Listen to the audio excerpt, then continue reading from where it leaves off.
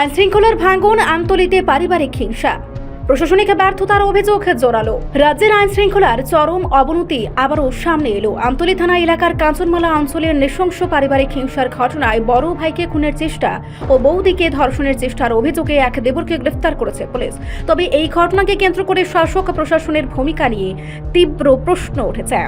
অভিযুক্ত ছোটন রায় দীর্ঘদিন ধরে পরিবারের সন্ত্রাস তাড়িয়ে আসছিল। নিয়মিত ঝগড়া, মারধর ও হুমকির অভিযোগ থাকা সত্ত্বেও আগাম কোনো কার্যকর পদক্ষেপ নেওয়া হয়নি। রবিবার সন্ধ্যায় বাজার থেকে ফিরে বড় ভাইদের সঙ্গে বচসার জেরে ধারালো অস্ত্র দিয়ে আঘাত করে প্রাণী মারার চেষ্টা করা হয়। এরপর প্রতিবাদ করতে আসা বৌদিকে জোরপূর্বক টেনে নিয়ে গিয়ে শ্লীলতাহানি ও ধর্ষণের চেষ্টা চালানো হয় বলেই অভিযোগ। প্রতিবেশীদের চিৎকারে পুলিশ ঘটনাস্থলে পৌঁছে অভিযুক্তকে আটক করলেও প্রশ্ন উঠছে, এতদিন প্রশাসন কি করছিল? এলাকাবাসীর অভিযোগ, বারবার সতর্কবার্তা উপেক্ষা করেছে প্রশাসন। নারী নিরাপত্তা ও পারিবারিক হিংসা রোধে সরকারের ঘোষণার বাস্তব চিত্র যে কতটা ফাঁপা, এই ঘটনায় তার প্রমাণ। সোমবার লিখিত অভিযোগের ভিত্তিতে মামলা রুজু হয়েছে। বলতে আমার ছোট দেওয়ারে ডেইলি এই বাড়ির ভিতরে মদ খায় উশৃঙ্খল করে।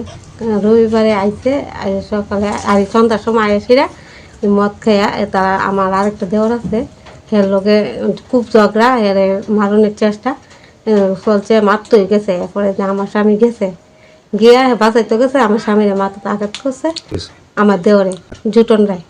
তারপর আমি মাথা বাড়ি দিছে, মাথা দিছে কানে তো প্রচুর রক্ত গেছে, প্লাস্টিকের চেয়ার ভাঙিয়া বাড়ি দিছে। তারপরে প্রচুর ব্লাড গেছে। যাওয়ার পরে তো আমরা দৌড়াদৌড়ি করছে, আমি দুধটা বাইরেছি পরে আমারে ধরছে, দইরা গাড় দইরা এনে আমার ঘরে নিছে, আমার কাপড় খোলার চেষ্টা করছে, অত্যাচার করার চেষ্টা করছে। আমি দৌড় দেওয়া তাতে কোনো মতো সুইটটা বাইরে গেছি। যাওয়ার পরে চিলাপাল্লা করছি, পরে তো আমার আবার আইসে মারতে আইয়া সে মারছে, দুইটা চট দিছে, এরপর আবার আমার স্বামী ধরছে। এই আমার লগে এই অত্যাচার করছে। আমি পুলিশ আনাইছি, তারপর টানা রাত্রে আইসে আইয়া অ্যারেস্ট করে লয়ে গেছে আমতলী থানা।